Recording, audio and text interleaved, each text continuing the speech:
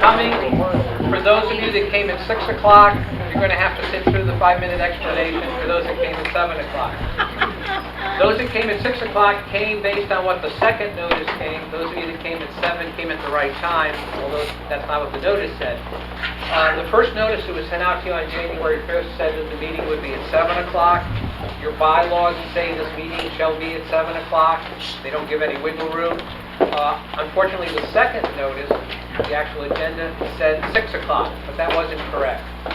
That notice was not posted on the property 14 days in advance of today, which means that this meeting, the membership meeting, which you're here for, that meeting cannot take place. It's not really a problem because the things that you're going to do at the meeting and you're going to vote on, you really couldn't do anyway. You're asked to waive an audit for the year 2018. That is against the law. You have to waive an audit in advance of the year, not the previous year. It's not legal to do that.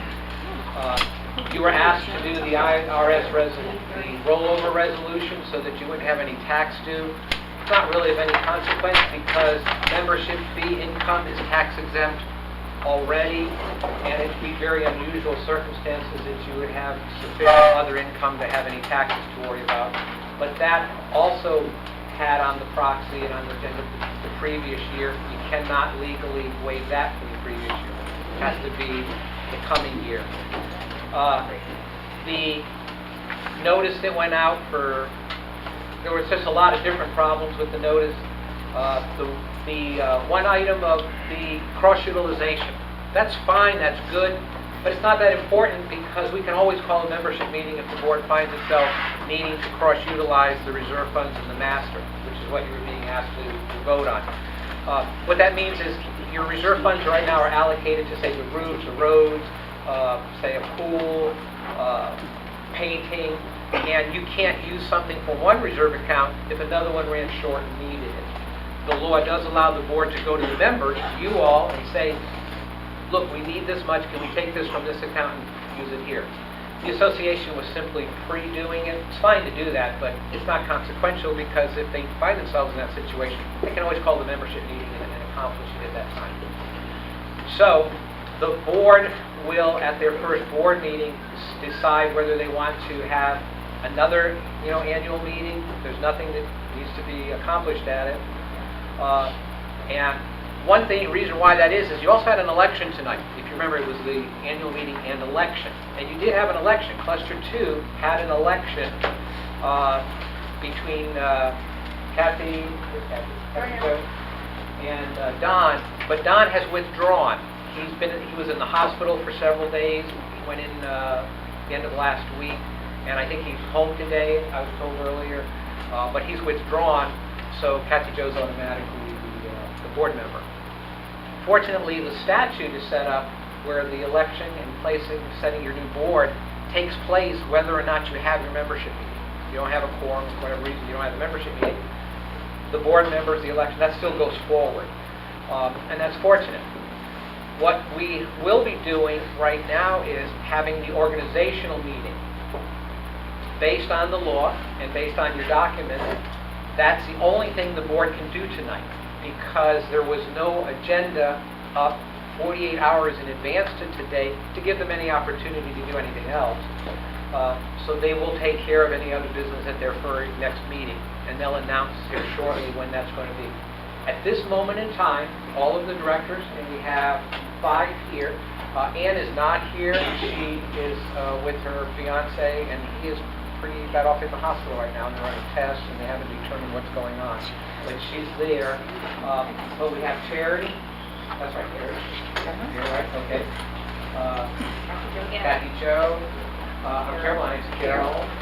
Sharon. This is Colleen from CNS, and I'm Chris from CNS. And this is Edna. They filled out candidacy forms already on the board. So right now you have 5 of legal board members here tonight, which is a quorum, so they're going to be able to elect officers. At this moment in time, they're all just directors. You have no officers right now at all. For the vacancies that exist at your next board meeting, which they'll tell you when that's going to be, they can appoint. You've got what, 1 vacancy? Director at large. And right, and so they'll be able to appoint someone into that position at their next board meeting. They cannot do that tonight, because the statute doesn't give them option to appoint anyone to go forward. So, before I turn it over, and we go ahead and elect your officers, does anyone have any questions on what I went over?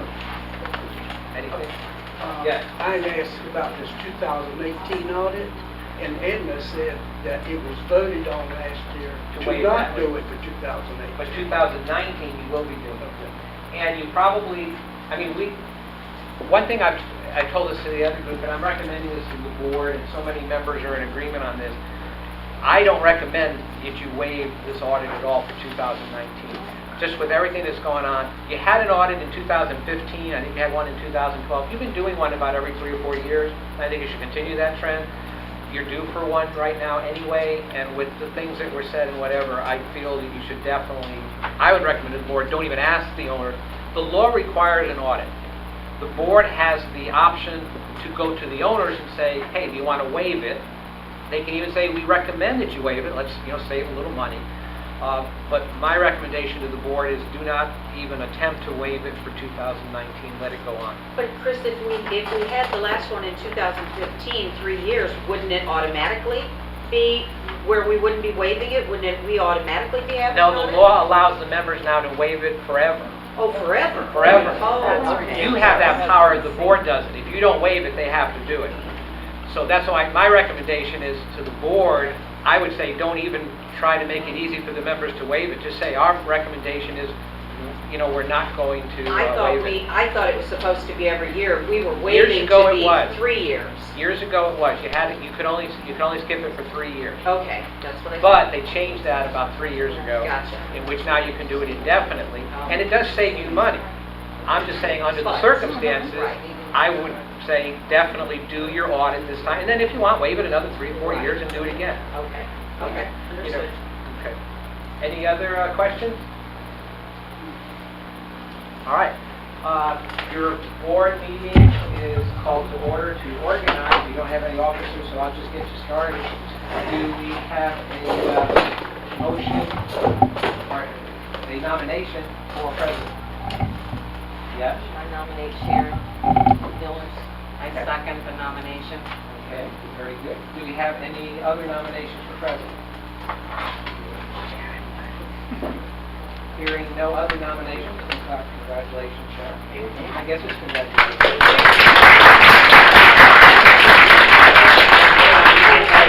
And take over, and then you do vice president, secretary, and treasurer, and then you terminate the next meeting. Thank you. Do I have a nomination for vice president?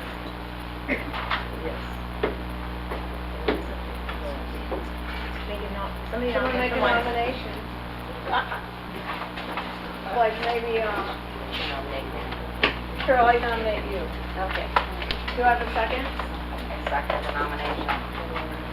Do I have any other nominations? Carol, you're vice president.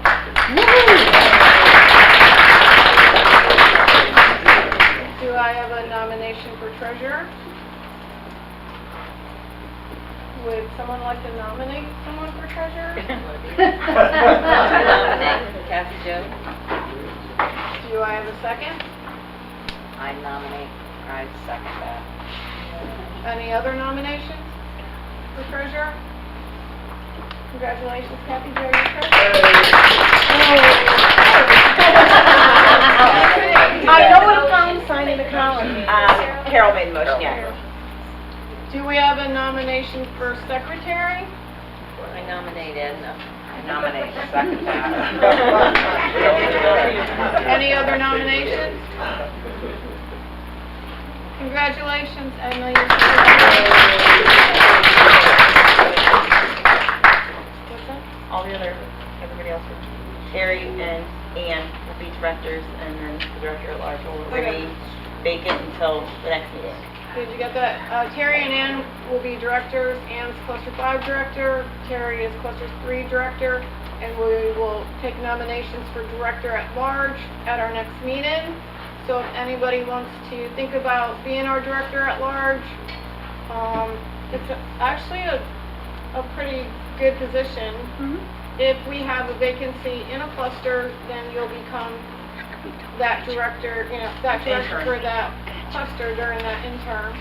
And you'll also sit on the board, so you'll have a right to vote and make decisions for the board. So it is a good position if you'd like to get your feet wet, so to speak, and be on the board and see what it's about.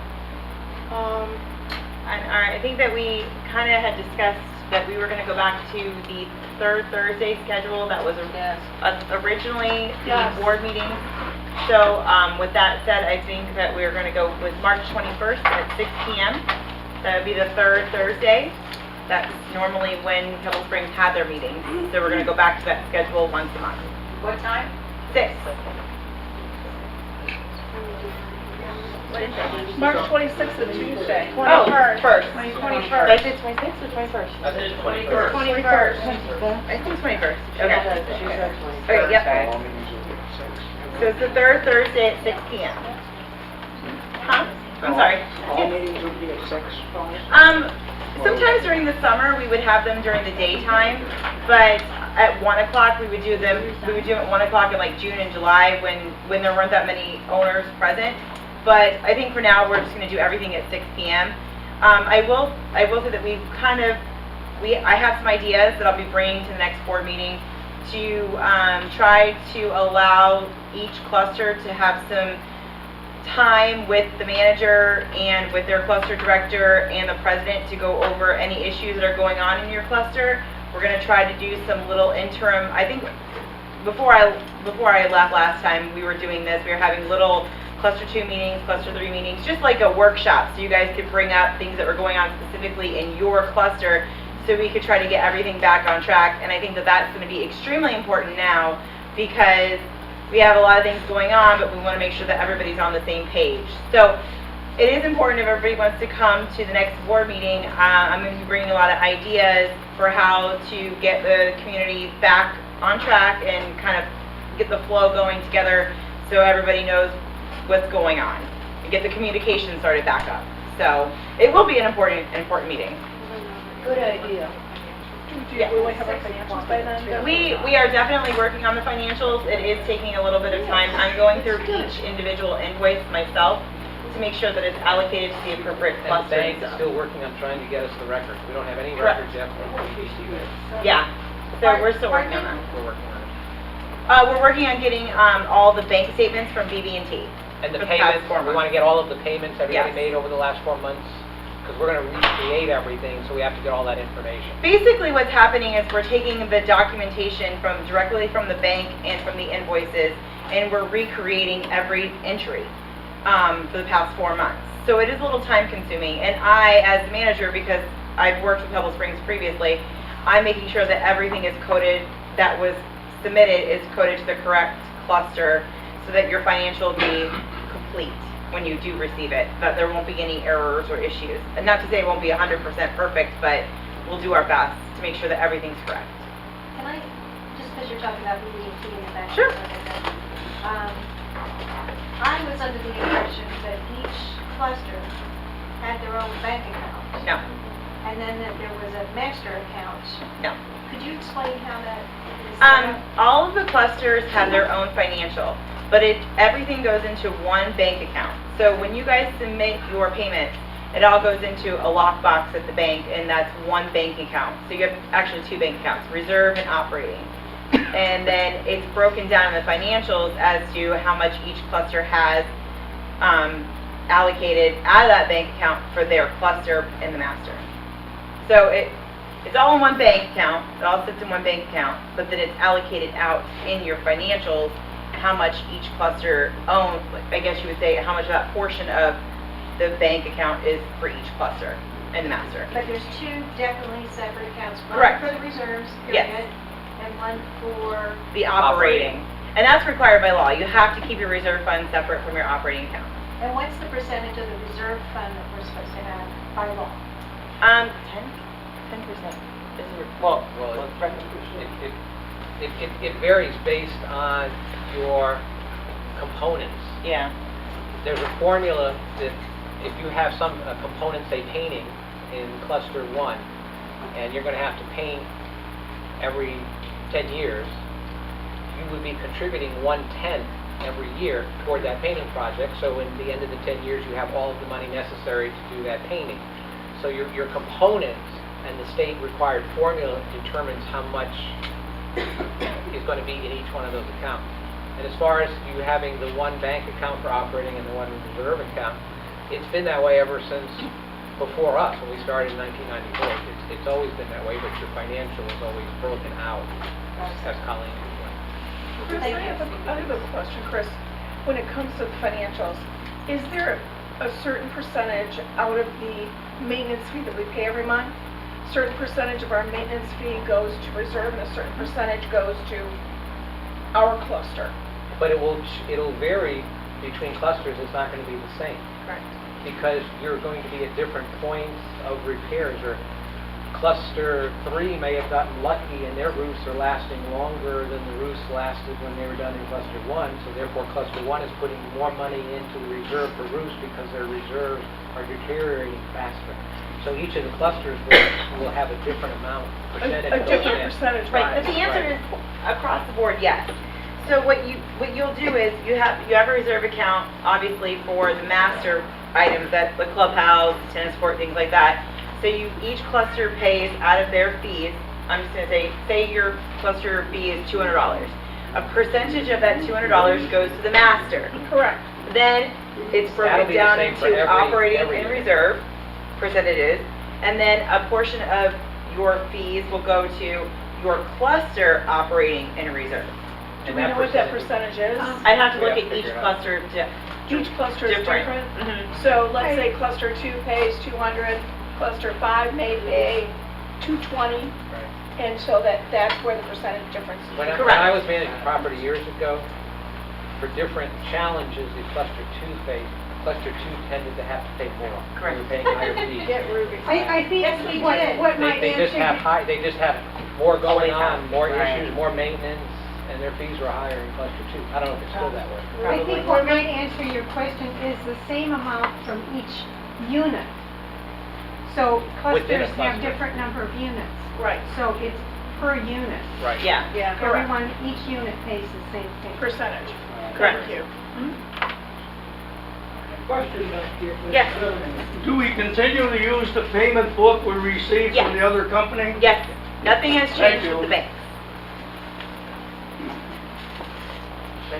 Should they change it to CNS instead of? It all goes directly to a lockbox. Okay. That's Probably where you're- Orlando? Yeah. You're going to Orlando? Yeah. This goes to Orlando. Yep. Same lockbox. That account and that lockbox is yours. You can go to the management company Okay. and Yeah. still pay the spring. I'm new here. Sure. Hi. Okay, hi. I don't have a payment book.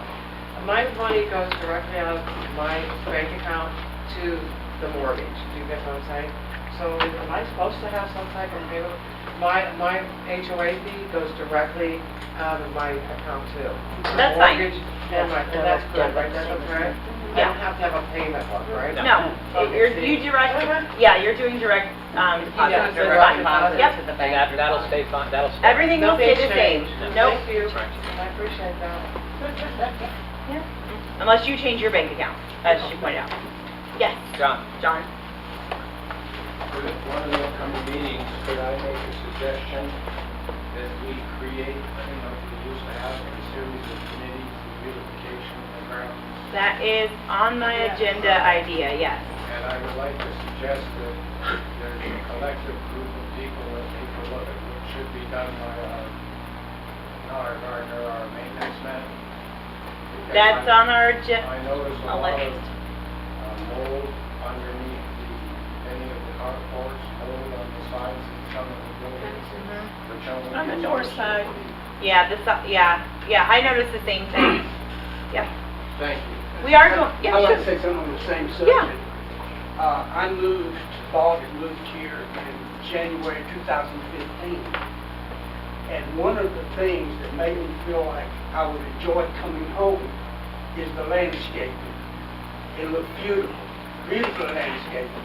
And now for the last 2 years, on the west side of cluster 6, I cannot say that. Okay. And I don't enjoy coming home as much as I used to. Okay. We will be evaluating everything. Part of my suggestions are going to be, I know, it's okay. Part of my suggestions will be, creating subcommittees within each cluster, so that each cluster has representation, committees, and then also master committees. So we're gonna try to involve the community more, get more input from the owners, distribute some of the you have a director, but let some of the responsibilities also go out to some of the owners who do want to participate and help and try to bring the community back to a uniform position. So I think that's what we're going to discuss at our next meeting. Yeah. Has there been a formal reserve study done on this place? Probably many years ago. Did you do it? No. I No. haven't. Uh, Has there been a formal reserve study done on our... This is a good question, and it's a complicated answer. Can you all hear me in the back? No, a little louder. Let me come out here. Sorry to turn my back to you all. Communities are faced with this question a lot. It's a really good question. There's very good companies out there that do reserve studies. They'll have engineers on the company. We use one called Reserve Advisor for communities that want to do it. And the law says you can do a reserve study, or the board of directors and management can create your reserve schedules based on past experience, talking to a vendor and saying, well, what do you think, how long you think it's going to last, and what it's going to cost to replace. You can do a study that informally, and that satisfies the law. Reserve studies are wonderful, having a professional company come in. And they're not real expensive. I mean, it's much less than an audit, for example. But you really have to be aware of what you're doing when you do a reserve study. The board of directors is legally obligated by law, by their fiduciary responsibility, and by their standard to be a director, to pass and adopt a fully funded budget. When the board of directors becomes aware of what something is going to cost, they have to fund it. Florida law says you have to reserve for roofs, painting, and roads, and anything else that's over $10,000. When you have a professional reserve study completed, they find so many things that cost over $10,000. Your maintenance fee will generally double or triple. So, because the board then becomes obligated to pass it. So then as members, you're forced to do one of two things. Either be paying this much higher fee, even for things that may last a long time, and I'm going to give you an example of one, or you're going to start waiving your reserves. Waiving your reserves, to me, is setting you on a bad path, and you're digging yourself into a hole then. What does that mean, waiving reserves? It means, as the members, the board can't. The board has to pass by law a fully funded budget, no matter how bad it is, no matter how high those fees are, they're legally obligated to pass that budget. But you as the members can say, let's quit reserving for our roofs, and let's quit reserving for our roads, And a lot of times what someone will say is, hey, I'm extremely elderly, I'm not going to be here in 10 years, I'm not going to worry about it, so let's waive those fees. Well, then what you're doing is you're digging yourself into a hole, because someone down the road in 10 years is going to have to pay for it. The money's not going to be there, and you're facing then a big special assessment. And that starts another whole negative cycle for the community. You start getting a bad reputation. You don't have reserves. You're having special assessments. So heading down the path of waiving your reserves is not good at all. So to give you an idea of what will happen, right now, I'm guessing you probably don't have a reserve account for plumbing, do you? No. No, okay. Most community plumbing. Plumbing. Most associations don't. If you get a broken pipe, you fix it. If you get 2 broken pipes, you fix it. All the pipes don't break at the exact same time, so you just keep going and you do it as an operational expense. If you have a reserve study done, they're going to come in there and they're going to put in a figure that says plumbing lines, $375,000. Because they're looking at it, at some point you'll end up replacing it all, and so they feel that that's their job, they need to put that on there. There's also small things that they're going to do, for just sidewalks or your floor, things like this in the clubhouse. Anything that they can see that's over $10,000, to do their job legally correct, they're obligated to list it. Once they list it, the board's obligated to fund it. They now have knowledge. Oh, we have a component. law? Is what? Is that by Florida law? Florida law, yes. So, it's a two-edged sword. Having a reserve study done is great, and it gives you fantastic information. These are good companies, but we've had so many associations, and we always recommend to think twice before you do this. And, where they were in shock when they saw what it was. And then we've had one community just recently, they've spent thousands of dollars with their attorney and with a new engineer to try to lower these figures, to say, well, this one legally didn't have to be there and whatever, because the board's put in a bad situation once you have one done. So we're not opposed to it, but you just got to be aware of the consequences. Your fees will dramatically go up. Yes? We have now a reserve fund for the Pebble Creek. You actually have them for the master and for all 6 clusters. Right.